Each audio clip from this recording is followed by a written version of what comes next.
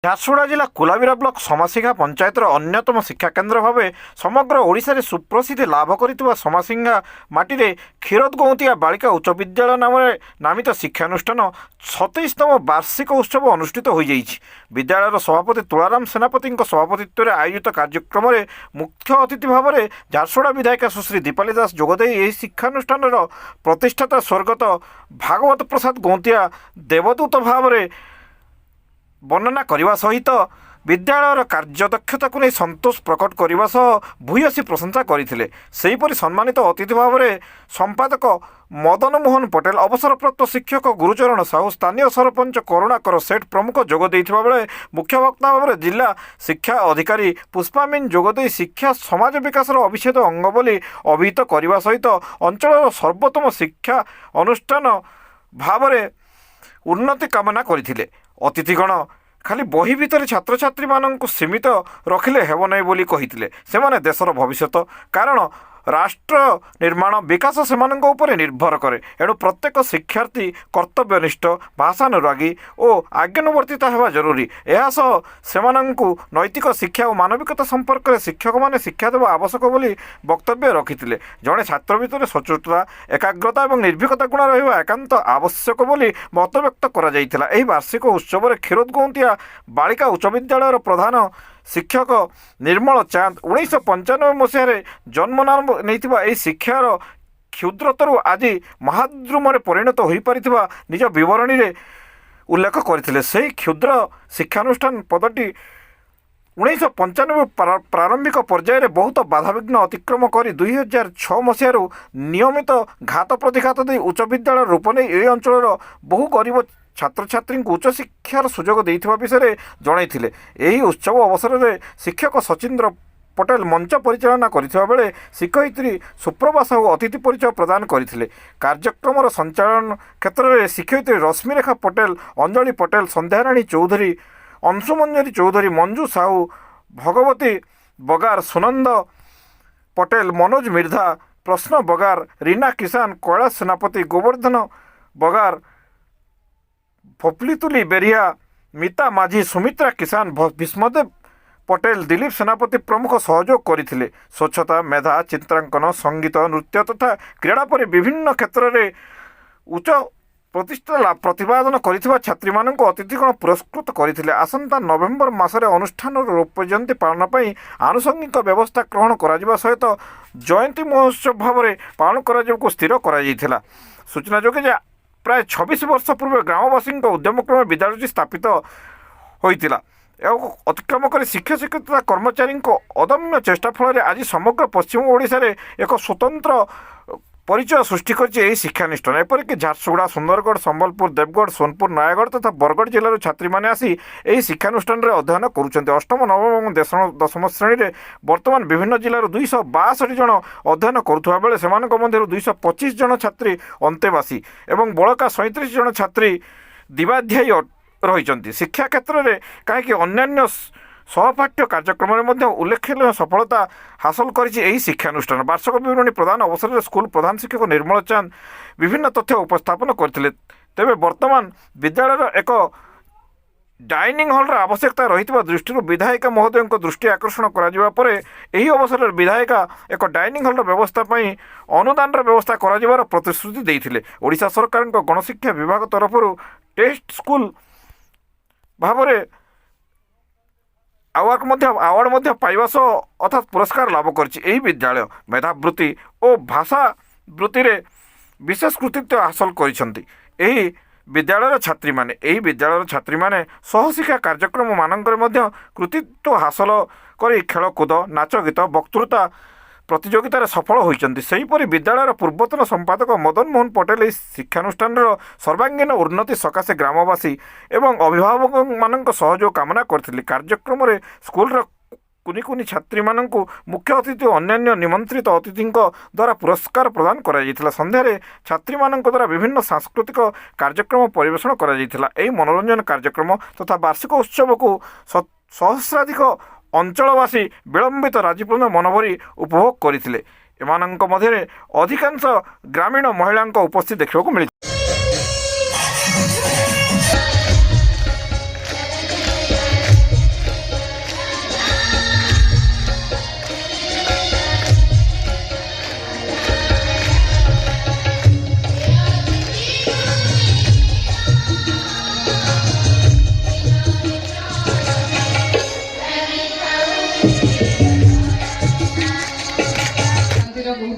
अभिनंदन और शुभेच्छा जनामी इन बसी समस्त छुआ मान को समस्त पेरेंट्स को आज केजी गर्ल्स हाई स्कूल समासिंगार एनुअल फंक्शन रे मंच उपरे उपस्थित समस्त अतिथि वृंद आमर संगे कथा आमर संगे मोर डीओ मैडम भी अच्छा सॉरी मुझे काके भूली जाइए मतलब मत क्षमा करबे आमर आज बहुत खुशीर कथा गर्ल्स हाई स्कूल के मुझे जेते बेले भी आईसी मोर भितरे गोटे अलगा बहुत माने मुझे एनर्जी रहती बहुत मत भल लगसी खुशी लगसी कारण मुझे भी गोटे महिला है आम सब बेले चाहसी कि झील मैंने सब बेले आगे जाऊं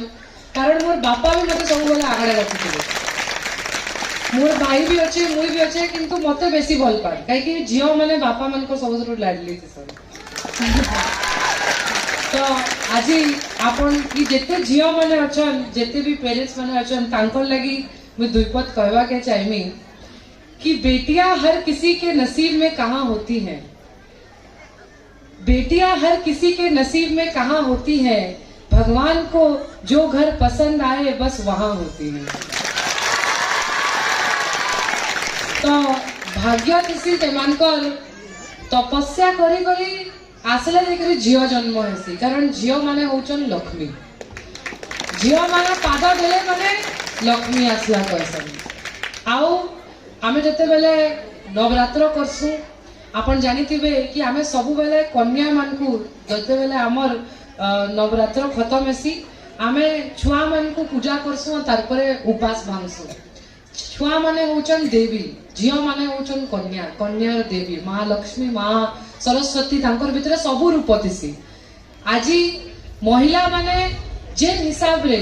ओडिसा रे नहीं केवल भारत वर्ष रे नहीं पूरा ऑल वर्ल्ड रे जंता रिकॉर्ड करले न आज आमे 2024 रे जाना चाहमा सेटा करि परबो आज डेट रे आमर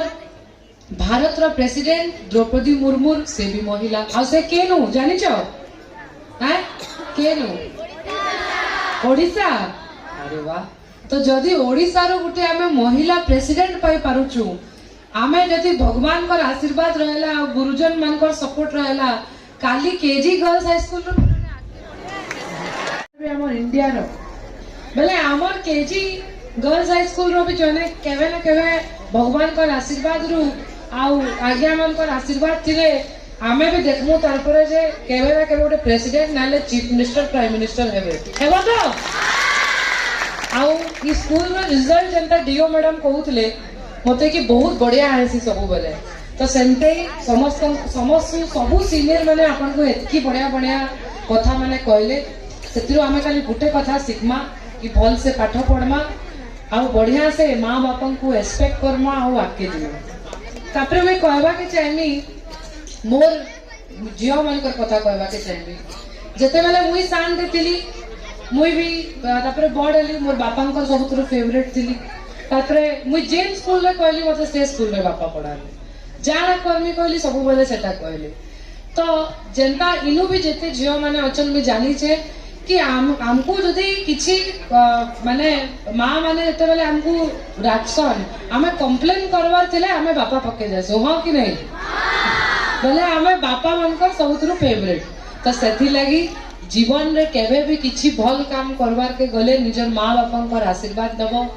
निजर माँ बापा को रेस्पेक्ट करबो काई दुनिया रे तांकर आशीर्वाद और गुरु मानकर आशीर्वाद रु बड़ आशीर्वाद और केबे केसी भी नहीं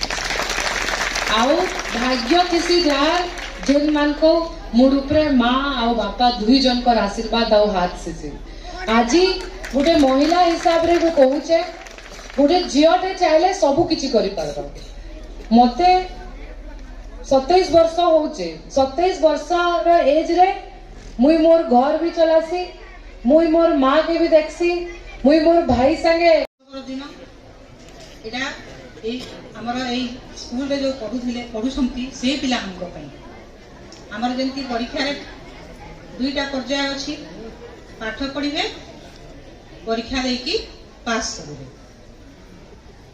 सह शैक्षिक हमर पुणी पाठ्यक्रम अछि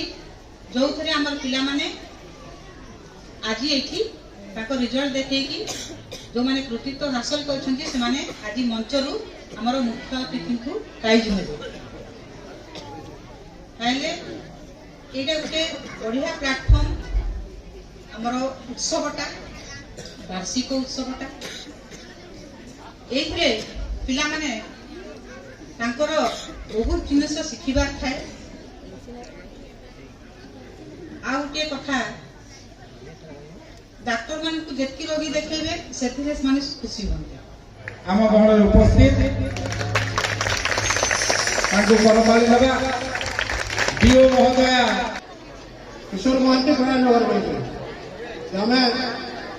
25 वर्ष आम स्कूल है तार पालन वार्षिक पालन करूँ से